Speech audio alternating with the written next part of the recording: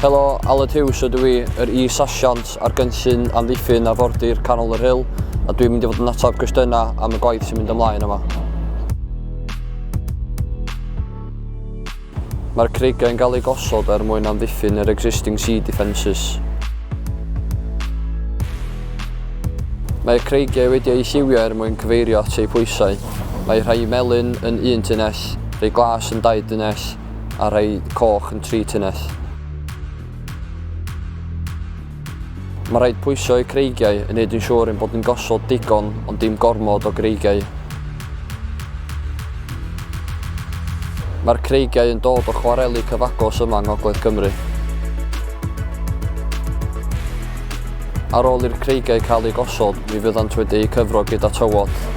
Mae o 30,000 tunnell o gerrig yn cael ei defnyddio ar y sgîm, sydd yn equivalent i 2,500 double-decker bus.